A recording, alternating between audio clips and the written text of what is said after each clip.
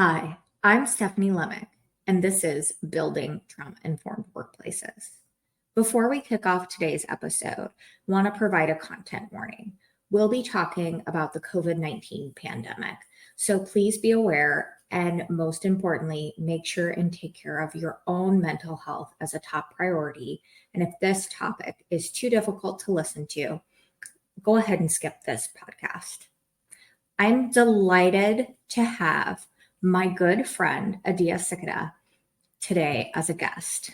I'm going to go ahead and let Adia introduce herself and tell you a little bit about her experience. Specifically, we'll be talking today about her experience as a medical professional during the pandemic. Hi, Adia. Hello, Stephanie. I'm delighted to be here in lovely Phoenix, Arizona with you today. Absolutely. Great to have you in person.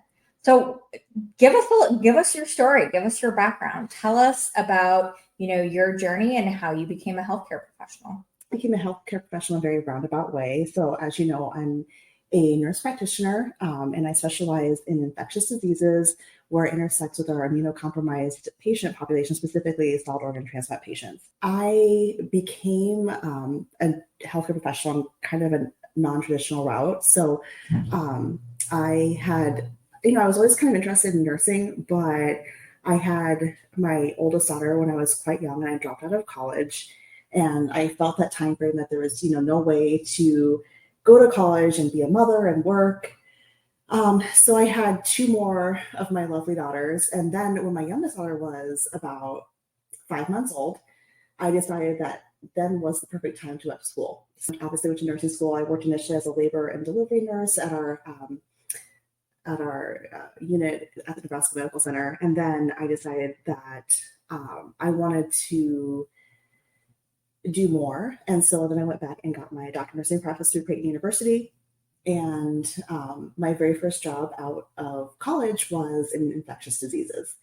And I just thought it was a very interesting field, which is why I chose to apply for the job. And I didn't really understand everything that would be about when I started working there in 2018. So I think that's a good segue into the pandemic. Absolutely. So for our listeners who are maybe not medical professionals or not good friends with amazing medical professionals like yourself, tell us a little bit more about what it means to work in infectious disease. Infectious diseases, we are consultants. So first of all, maybe just a little bit of context. I'm a nurse practitioner. Not everybody knows what that is. That means that I'm an advanced practice registered nurse. It means I have at least a master's degree. And that I'm prepared, I'm trained to assess and diagnose and provide care, sometimes with a supervising physician, but in Nebraska, I actually could be credentialed to provide that care on my own. And so by no means, I don't want to market myself as a physician or, a medical doctor, but I do am able to, to take care of patients on my own. So in infectious diseases, we are typically consulted. Our patients can have anything from very minor upper respiratory infections to life-threatening illnesses. And to me, it's always this big puzzle piece of, that's what I enjoy about it most. It's this big puzzle piece of like what's going on with the patient. You have to follow all the clues and put together the big picture in order to figure out how you can treat them and make them better if you're able to do so. So our patients are always sick. They often have multi-system organ failure. And in my particular practice, we're working with patients who are also immunocompromised because they take various immunosuppressive medications to prevent their body from rejecting the transplant organ. Very cool. So high stakes. Yes, Very absolutely. high stakes stuff. I mean, I think a lot of us are more familiar with the term infectious disease as part of a medical practice because of the COVID-19 pandemic. Absolutely. So certainly, I mean, every one of us, has a kind of a scar on our life experience, so to speak, from the pandemic. And, we've talked about how it's impacted a lot of folks. But I think what's really special about your perspective is that direct medical professional perspective. And obviously, as someone working infectious diseases, that's kind of amplified. You were right there. And so I would love to hear from you. I mean, tell me a little bit about your experience. What was it like, as things were starting out and kind of what was that experience like for you, kind of professionally, but also personally? Absolutely. And I want to kind of context all of this by saying that I work at the University of Nebraska Medical Center. As many of you may know, Nebraska Medicine has a biocontainment unit. And so during the Ebola outbreak, we were one of the only centers in the entire country that was able to take care of Ebola patients during that time frame. We were heading into the pandemic and being in this position of being one of the medical centers that had a biocontainment unit that was perhaps in some ways more prepared, more familiar with taking care of patients who had very contagious diseases that people weren't familiar with. So I wanted to put in that context. So, I think it was like January, February timeframe in 2020 that we all started hearing about this new virus that was coming out of China. And so I feel, it's really interesting in the very beginning days, the very early days, we were all kind of chatting behind the scenes amongst ourselves. I work in infectious diseases. I have a lot of very well-renowned physicians that I work with, and we're all kind of chatting. We're like, what do you think is going to happen? What do you think is coming? What do you guys think is going to happen? And, we certainly all knew years before that there was a possibility that there would be some type of virus that was able to mutate, that was novel to humans, that we would have no natural immunity against. And there certainly was always a possibility of a worldwide pandemic. And so we all knew very realistically that this was something that could very quickly spin out of control as we start to see happen. And so what I think was very interesting heading into the lockdown that all started in March of 2020 was that the university started to prepare for that possibility, a very real possibility, and because we saw what was happening. And I think it was by March, it was just like a foregone conclusion that this was not going to be able to be contained, perhaps even by the end of February. It was a foregone conclusion this couldn't be contained, and that it was going to cause a worldwide pandemic with very serious and far-reaching consequences. So we started to prepare for it, and we started to move patients. So we knew there would be too many patients for our very small biocontainment unit. This was not taking care of one or two Ebola patients, but this was taking care of mass populations. And so we began to make space in our units. And so, for example, right outside of our office area is one of our medical ICUs, and it's typically full. It's typically completely full. And so one of the most striking things that I remember is walking back to my office through this medical ICU, and it was completely empty. The lights were off, and all of the doors had these stacks of personal equipment, personal protective equipment, like outside of them. Everything was all set up and ready. And it was just eerily quiet, but we knew it was coming. And I remember we all stopped, and I said, let's just sit here for a minute. So it was my attending Dr. Cleo, and two of the nurse practitioners I work with, Jen and Cassidy, and we all just kind of sat there and just like soaked in the most eerily quiet. It's not going to be like this in a few weeks. We didn't know what it's going to look like, but we knew it wouldn't continue to look like this. And so it was just this weird sense of, I didn't even want to call it dread, because we didn't even know what it was going to look like. We just knew it was coming, and almost anticipation, maybe. Yeah. It's so interesting because hearing you, talk about, like, you have this specialized knowledge, you have this great context, and even, specifically the specialized practice that, you're able to be a part of with Nebraska Medicine. And I know, my brother's a paramedic, that. Yes. And he has, talked a little bit about this with me as well, kind of that specialization, that emergency response. You learn and know so much more. And, one thing I remember my brother telling me about being a medical professional when he first started was sometimes that knowledge can be quite a burden at times. And I remember late February, early March, I am an HR executive, and I distinctly have this memory of talking at an executive team meeting. We're talking about things that are coming up. And I said to my team, I'm like, hey, I really think we need to start to think about what's happening with coronavirus. I think we need to start talking about the pandemic. And I basically got laughed out of the room. Everyone was kind of like, oh, it's no big deal. Like, what are you thinking? Right. And this is me as not a medical professional. This is just me, having the context of good friends who are medical professionals, being a little bit more in tune with that. And people were so dismissive. And so for me, I think that was difficult at the very beginning because, weeks later, it's, the CEO popping into my office going, what are we going to do about COVID-19? Like, what are we going to do? We have to send all these people home. And it was honestly, it was one of the most stressful moments of my career. I remember being so sweaty. It's like this overwhelming feeling. I'm like, why am I so sweaty? We have to send everyone home.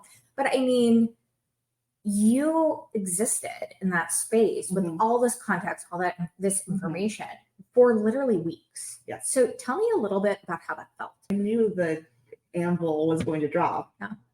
We just didn't know what it was going to look like. Yeah. And I remember having a lot of anxiety. And of course, you read the news reports, you're like, from a medical perspective, I felt a little bit more confident. I don't know how to explain that, but it's like, okay, there's going to be a pandemic. We're going to go through this and we're going to take care of patients. That was sort of like a foregone conclusion. But I was existing in that space also as a daughter, as a granddaughter, as a mother. And I didn't know what all of that was going to look like for my family. And we'll probably get to tell that a little bit later in the podcast. But, I didn't know what that was going to look like. I felt very certain at the time it was going to have significant economic impact. Yeah. I remember my mother's texting me and saying, hey, what do you think of this COVID-19 virus? And I said, well, I think we're all fucked. It's going to have very significant impact above and beyond just people getting sick. This is going to really bring our society to a standstill. And I think we still don't really understand how much of an effect that had on students. My daughter was a junior in high school, and the emotional and growth development impact that had on children during that time frame. But so I had a lot of anxiety. I didn't know what that was going to look like. I felt very certain it was going to have a lot of far-reaching consequences. And I remember sitting at one of my favorite bars in Omaha. They're all talking about it and what is this going to look like? And so they looked at me and like, well, what do you think? And I was like, well, this is all going to get shut down. Yeah. And I said, everybody's going to have to be home. It's going to have far-reaching financial consequences. And they just looked at me and I said, a lot of people are going to die. And I just remember the look on their face that they were like, oh shit. And I don't know if they really believed me but I was just being very largely my community, my, peer group, not medical professionals. And I think about when we talk about the pandemic, there's a lot of different reactions. And certainly there were a lot of different reactions to the pandemic and some of the responses to that, maybe we'll chat about later. But I think it gets back to the burden of knowledge and information. Things you knew were a foregone conclusion of what were going to happen. And it did happen. I think it's very hard for people to kind of wrap their heads around it. But what's interesting for me, for what you're saying, I think about the most stressful part of your experience being the actual caring for patients, the medical experience. It wasn't. I could just hear from the tone of your voice, there was a certainty around that. You knew what, even though you didn't know, you knew what was going to happen. You knew individuals were going to get very sick. You knew you were going to have to care for patients. You knew what was happening there. You had a sense of, hey, this is what's going to happen. It was kind of everything else in your life that was additionally stressful. And I think that's just such an interesting thing, because when I think about, medical professionals, folks caring for the people who were very sick and unfortunately the many people who died during the pandemic, I think about the stress and the toll of the actual practicing of medicine, not about everything else. And hearing you talk, and I'm sure others' experiences are different, but hearing you talk, it's the everything else that really took the greatest toll. I think it did, yes. Yeah. So once things shut down and, I remember it being kind of this very oh my gosh, what's happening? What do we expect? I personally distinctly remember this moment of getting very sweaty at work, we talked about, and sending everyone home. But I also remember my brother, Nick, he was going into people's homes as a first responder during the pandemic. During the entirety of the pandemic, but at the very beginning, I remember he actually recorded a video and sent it to me of what first responders were to do to don and doff Mhm. their protective equipment Yes. because they did not know. Because you don't know. You don't. I typically had the benefit of knowing I was going into a COVID room. Right. But you don't, in his scenario, you just don't know what you're walking into. Mm-hmm. And to me, that was just like, oh my gosh. And I remember him being very concerned about going in and out of work shifts with his small children and his wife.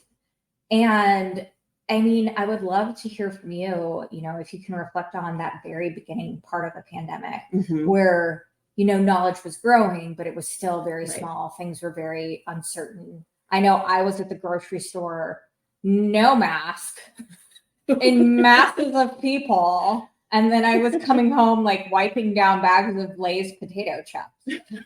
So like that moment of the pandemic, if you can reflect on it, like from a medical practitioner, in the hospital, caring for patients, back into integrating with your family. That was, of course, a concern I think we all had as healthcare professionals. Like, what if we take this virus home to our families? And I don't know if it's just because I work in infectious diseases.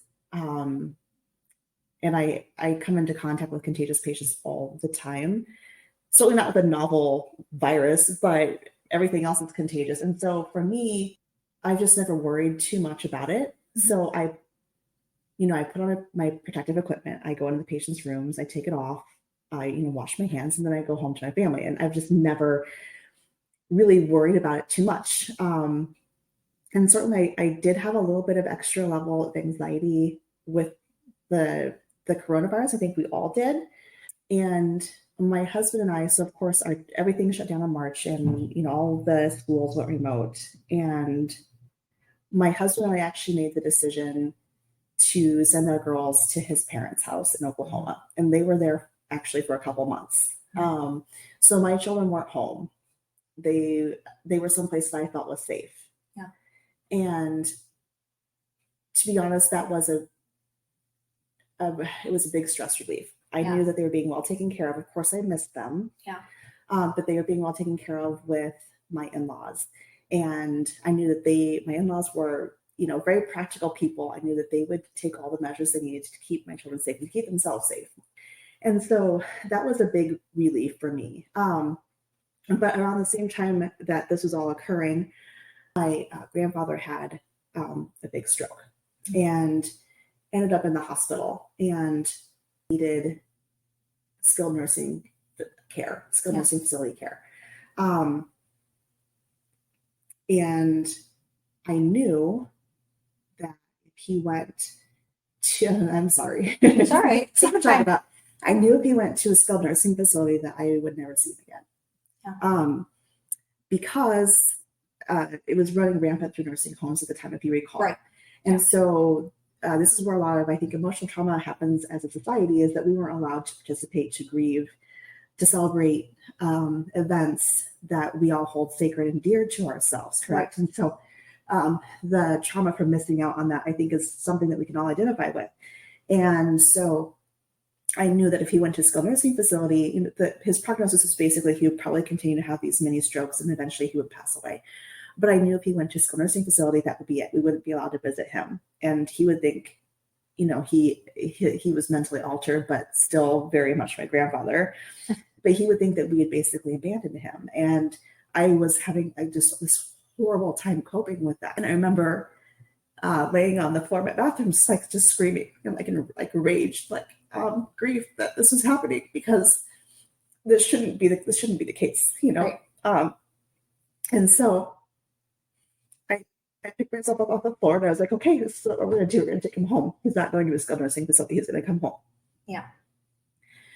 And so I called my grandmother, I called my dad, I called my uncle, and I was like, this is what we have to do.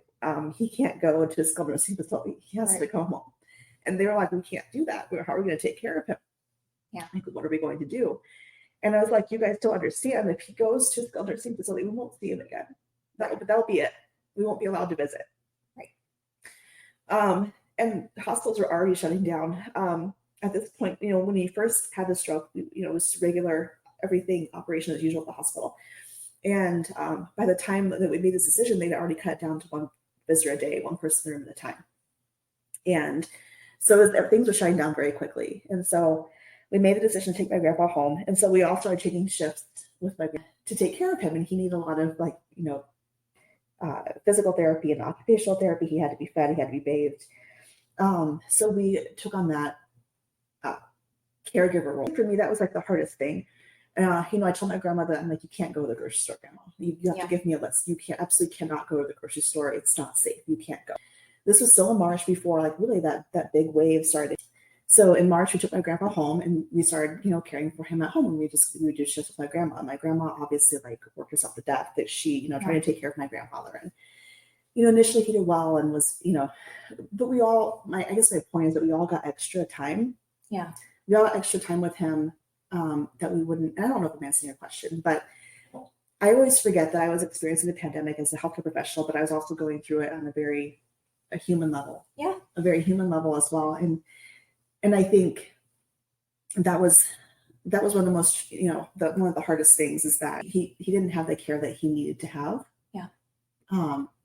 But the alternative wasn't acceptable. Right. Obviously, a really traumatic personal aspect of the pandemic for you. And I appreciate you sharing with us. I also think you raise an important point here is when we talk about the pandemic, it is so easy to focus on COVID, right? And how COVID got people sick. People, still have long COVID. People pass away from COVID. But there's also the implications to the overwhelming of the healthcare system, the implications of the lack of safety in the healthcare system because of this mental health virus. And a lot of people missed out on care that they needed as part of the pandemic as well. Right. And I think the impacts of that are also far-reaching. And it's a really important point that I think, you mentioned it earlier, we haven't fully reflected on all the impacts of COVID, but I think it's another impact of COVID that we often overlook and had significant impact on individuals who needed care, but also to your point, on their family members, because moving into a caregiver role is incredibly taxing. And you can, we talk about compassion fatigue or secondary trauma when we talk about first responders or medical professionals. It's also something that caregivers can experience as well. Absolutely. So I think you've hit on, through your own personal experience, you've also hit on something that is likely an experience, unfortunately, of many people during the pandemic outside of the medical profession. So appreciate you sharing that with us. Well, I think if you remember a little bit earlier, we were talking about the ICU that was completely empty, and this is just waiting for patients. And this is an ICU that was typically completely full.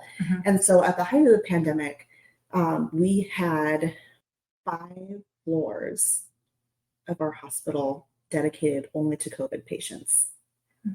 So where do the rest of the patients go? Who would usually be, our hospital is always full. So where do the rest of those patients go? And the very important point that you heard was that they weren't getting the care they needed. Right. So people died not only from COVID, but they died from not having access to care. Right. And I want to also mention that impacted marginalized populations much more heavily, was especially hard hit by that phenomenon. Yeah, that makes a lot of sense. It really does. And I mean, it's certainly, many of the inequities and challenges of our healthcare system were significantly magnified throughout the pandemic. And I think in many ways, especially as it relates to, medical professional burnout, compassion fatigue, being able to get through their own daily lives. I think you've perfectly highlighted medical professionals did amazing work during the pandemic, but they also were your people, and you had some of those challenging experiences that we all had during the pandemic. So I want to talk a little bit about kind of reactions to the pandemic or pushback to the pandemic, because I have this very specific memory. I know we're sitting here in Phoenix, so Arizona, maybe not surprising, but I remember, watching the news and seeing, New York. I think as Americans, when we think about the pandemic, we're all dumbfounded. We were looking at New York, and we were looking at what was happening in New York, and it was absolutely devastating. And still to this day, you know, as an HR professional, as an HR consultant who partners with clients across the country, someone's experience in the pandemic in New York is so wildly different than someone's experience of the pandemic in Arizona. I talk about it a lot. Everyone's shared experience of this traumatic event was also incredibly individualized. So it's just such an amazing analogy for trauma, but Absolutely. Also an unfortunate analogy, but it is what it is. We've all experienced it. But I remember watching on the news every night, you know, really devastating images and conversations from New York or from some of these big cities where, you know, bodies were being loaded in refrigerated trucks and, you know, people were stuck in their very small apartment. Then here I am in Arizona. We're just, you know, trotting our dogs around the neighborhood in the evening in a suburb, you know, masking up to go to the grocery store, but really, you know, not terribly effective. Fortunately, my husband and I were both able to work from home. And there was this weird moment. I can't remember exactly when, but it was like I feel like Arizona was one of the first places that like got COVID precaution fatigue very, very quickly. So mask went off rather quickly. So I remember pretty darn quickly, things are still exploding in different areas of the country. And I'm now going to the grocery store and it goes from almost 100% people wearing masks to 75% to 50% to 25%. And I mean, I'm very fortunate that I am not immunocompromised. I don't have additional risk factors. I was still wearing a mask, but I felt still pretty secure. Like doing what I hear I'm supposed to do from the experts, like, okay, like let's do our part. I'm just so interested in kind of your perspective or your reaction to kind of the reactions, for lack of a better term, to the pandemic, to, you know, the protocols. I mean, I can appreciate people were frustrated. People wanted to get back to regular life. I wanted to get back to my life too. I mean, I think we all did. But that also was coupled with like a very stark reality. And I mean, you talk a little bit about, I mean, we shut things down in March, and you talk about this wave of COVID hitting the Midwest in, you know, the fall, winter time. A lot of people had stopped taking precautions at that point. Absolutely. So we had the couple weeks where everything was completely shut down, and then, you know, they decided to open things back up very gradually with a limited amount with precautions in place. As you know, I'm from Nebraska, and we had a very conservative governor at the time, who I feel like I was really surprised at how politicized the pandemic became. And that's one thing that I had not anticipated. At the very beginning, people are saying, what do you think is going to happen? And I was like, people are going to die, and it's going to have a far-reaching economic impact. What I didn't think about was the political fallout from it. It's one thing I never considered would happen. And I think what's interesting, you know, when you learn from history, if you go back to the Spanish, which I found out later, which is, I was reading about the Spanish influenza pandemic. The pandemic became very politicized then as well. Which, oh, really? Absolutely. That's interesting. I didn't realize that. So history repeats itself. And I think this one thing that we hadn't really ever talked about when we're studying prior pandemics. Certainly, this is the thing that I do find fascinating and somewhat perhaps a little bit comforting, which is perhaps kind of odd, but pandemics aren't anything new. I mean, we've had a great reprieve from them, but historically they're nothing new. And so it's very interesting to go back and study old pandemics and to see what the political fallout and the society fallout from those are. And so I've actually become like really interested in like the plague and things like that and how it shaped civilization, because it had like far-reaching consequences. So I was not prepared in the beginning for how politicized this would become. Like, you know, if you wear a mask, then you're against personal freedom, or if you think that people should, you know, be vaccinated, do their part, in preventing the spread of COVID that you're somehow becoming like a fascist or something like that. Right. And that was not what I was prepared for. And I certainly wasn't prepared for the deep mistrust from the public that somehow started to turn against healthcare professionals because we Right. were advocating these things. And suddenly the public is like, oh, you don't really know what you're talking about. And you're getting kickbacks from this and you're lying to us. And we don't trust you. And as a healthcare professional, I'm used to being trusted. Right. If I say that you need to take this medicine so that you get better, I'm used to people saying, okay, I'll do that. And I don't think there's many professions left in the world where you say, you should do this. And people are like, oh, okay, I probably should do that. But as a healthcare professional, we kind of have that luxury, but that Right. was really challenged during the pandemic in a way that I wasn't prepared for or anticipated. Yeah. Do you think that that's kind of persisted? Absolutely. I feel like there's before and after Mhm. when it comes to the pandemic.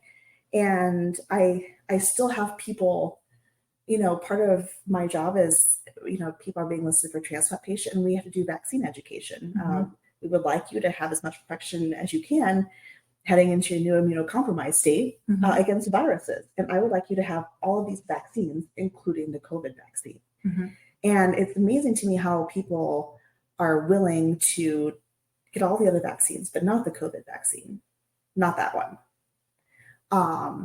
And it's amazing to me how people are willing to put somebody else's organ into their body, and they're willing to take immunosuppressive medication that literally alters the function of your T and B cells. That changes the way your body, it basically defunctionalizes them in certain ways. And so they're willing to do all that. Don't give me a COVID vaccine. And why do you think that is? I cannot imagine how many conversations you've had about the COVID vaccine, both probably personally and professionally. Why do I think it is?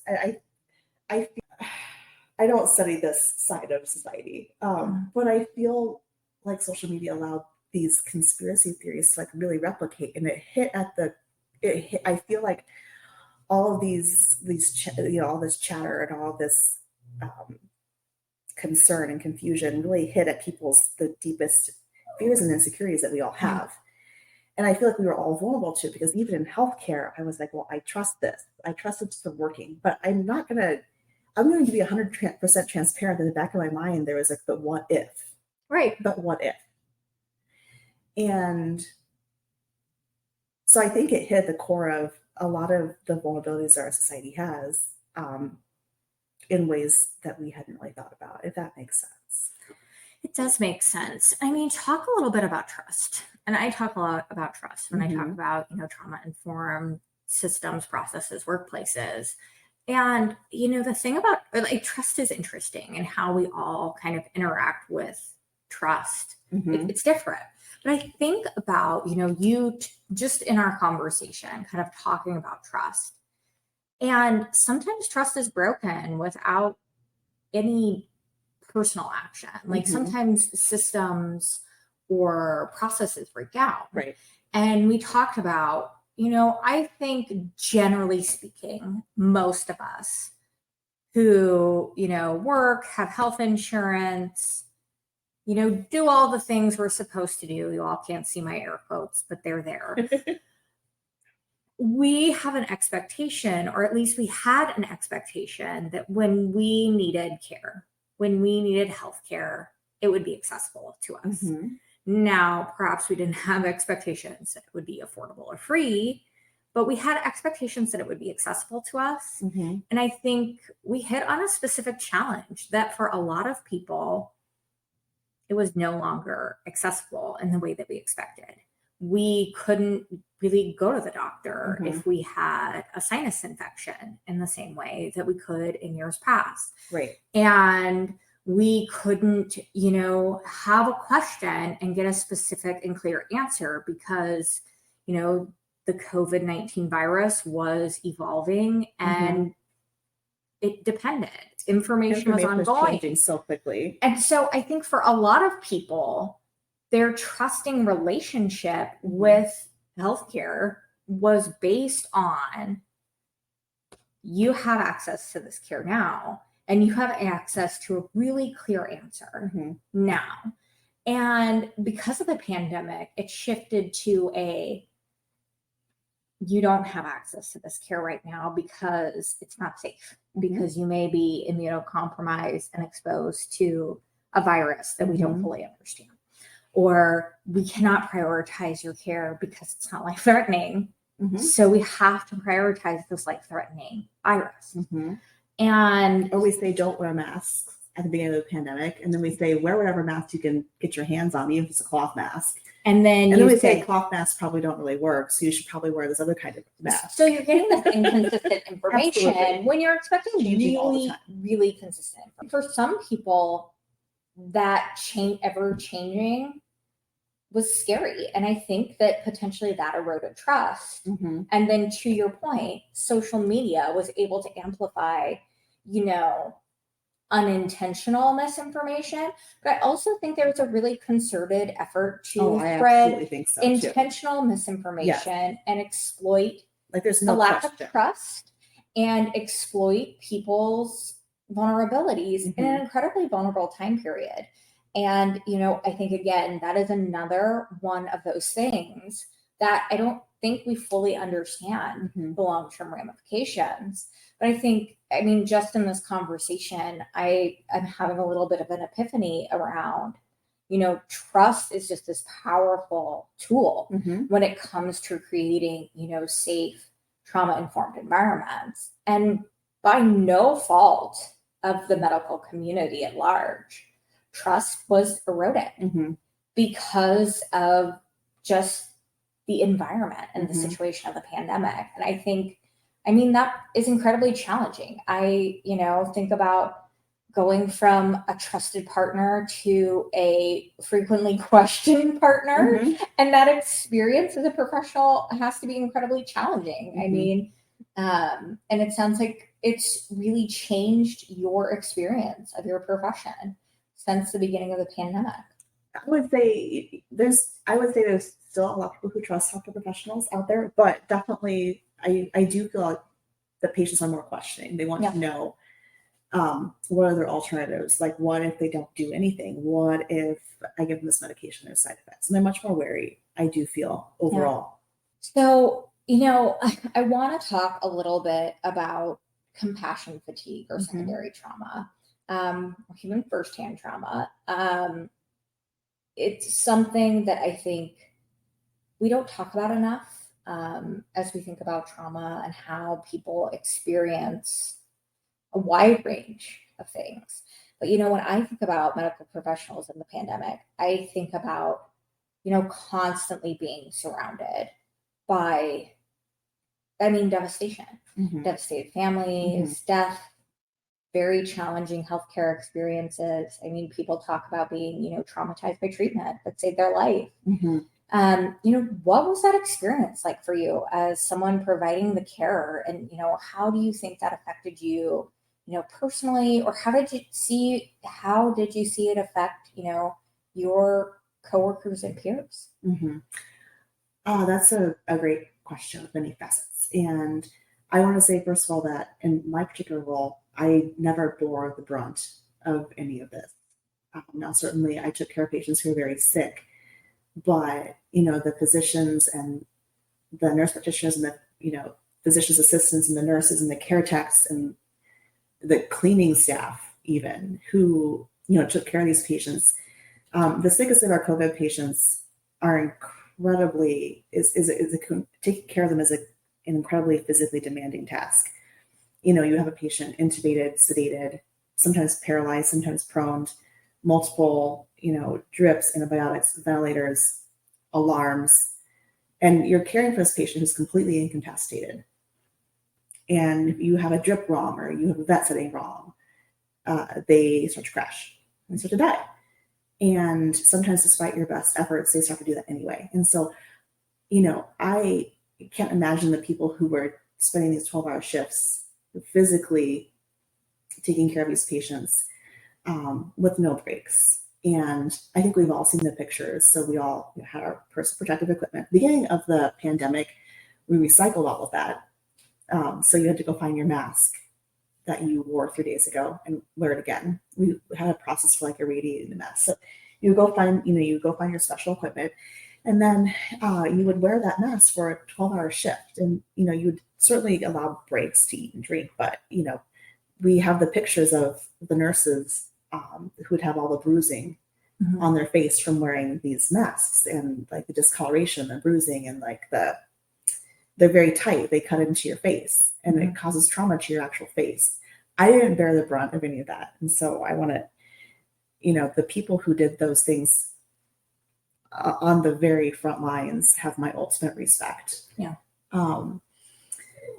So I think as far as compassion fatigue, it's very difficult. As healthcare providers, I think we always sort of disassociate ourselves a little bit.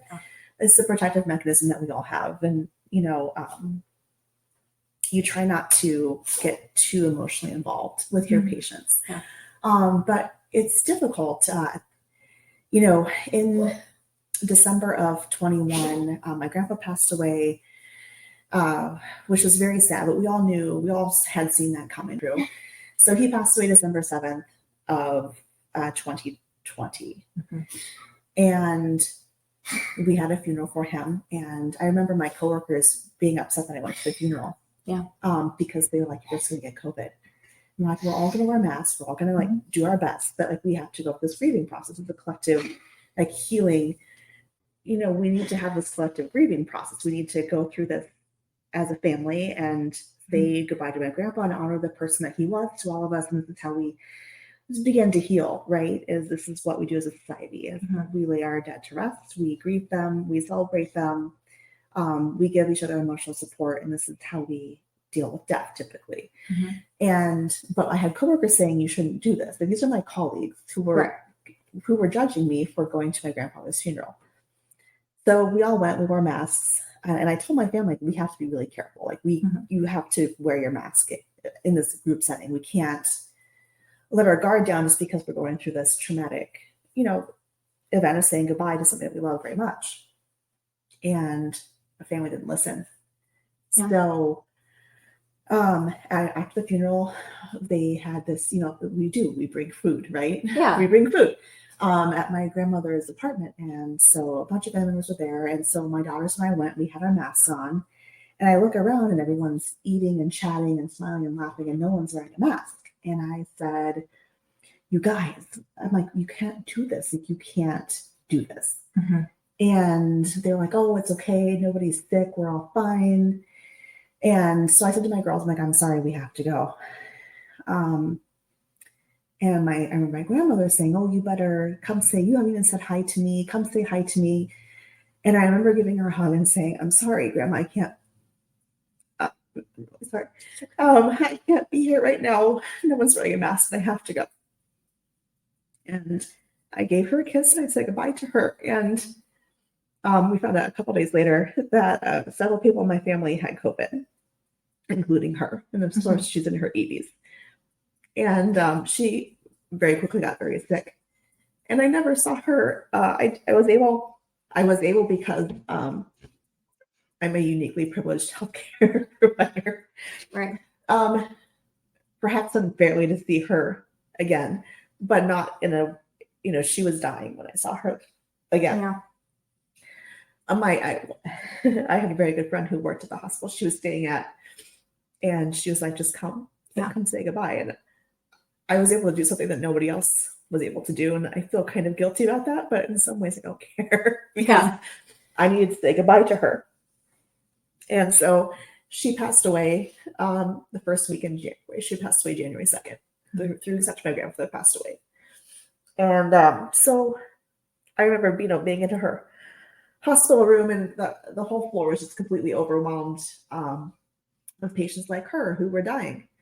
And, the staff did everything they could to keep her comfortable, morphine for air hunger, et cetera. And I do believe that she passed away very comfortably.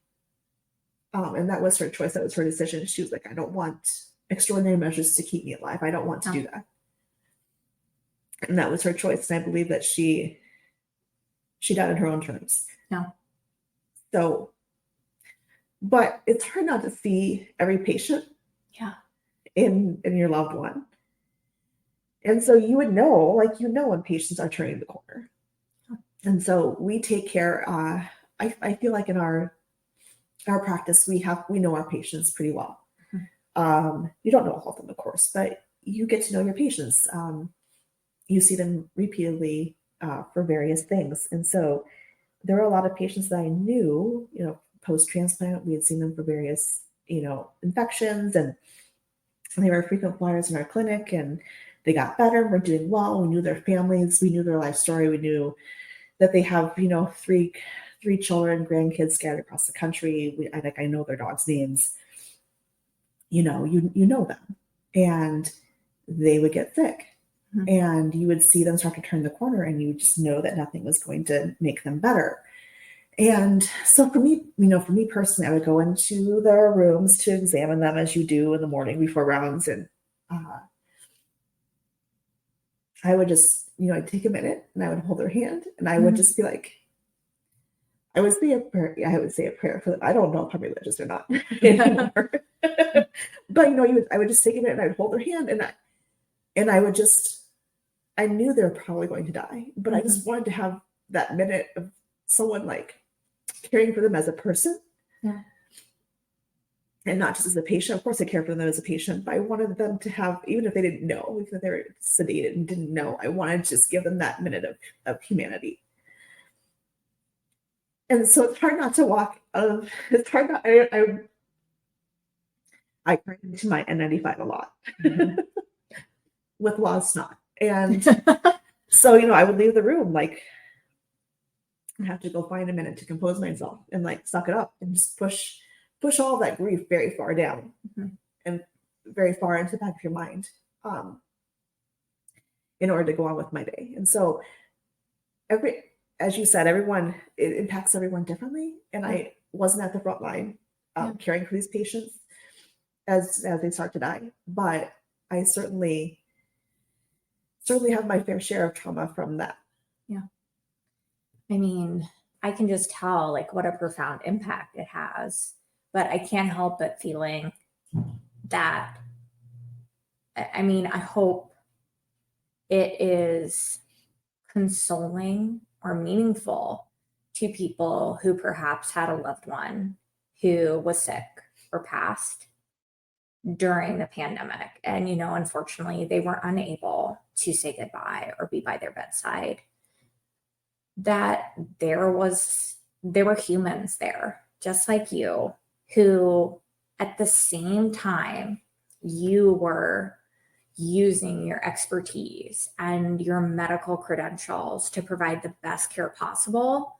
You were also at the same time recognizing the humanity of each of your patients and caring for them in that way, and recognizing that. And I think that's a heavy toll on top of being required to bring your best game to make sure that all of those things are right.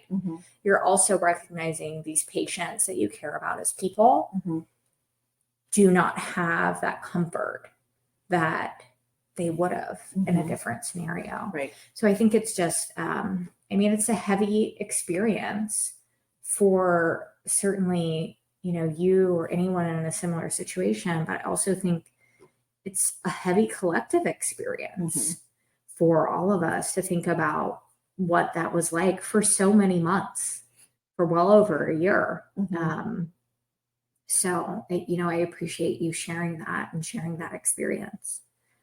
You have shared a lot, and I really appreciate it. Really appreciate your vulnerability and sharing professional and personal stories as well. If there's any one thing, you could share with this audience that's interested in being trauma informed at work or just as part of their lives, like, is there any advice you could offer, either from like a professional perspective or even just a personal perspective? I think having compassion, as healthcare providers are expected to have compassion, right? That's what people assume, that you're my medical care provider, that you're going to be compassionate towards me. But having compassion towards your coworkers, towards your patients, and certainly towards yourself, I think that's one of the biggest things that we forget, is to have compassion Yeah. for ourselves as humans when we're in those types of roles, and to give ourselves some space, and to give ourselves some time to grieve and decompress and process those feelings when you're working in those types of environments. It's incredibly important. And I think we just, when we're going about our daily business, we don't understand. You see the superficial side of people. You see the front that they put on for all of us. And I think the whole process of trauma-informed care is understanding that there are many currents going on in the person beneath the surface that impact how they respond, impact how they deal with scenarios. And so giving people space and grace and not reacting to something that could be triggering for you is really, really important. And to me, that's what trauma-informed care is about. I love that. That's so helpful. Well, thank you so much, Adia. Yes. I really appreciate you taking the time to chat with me today. My pleasure. And thank you all for joining us and listening in.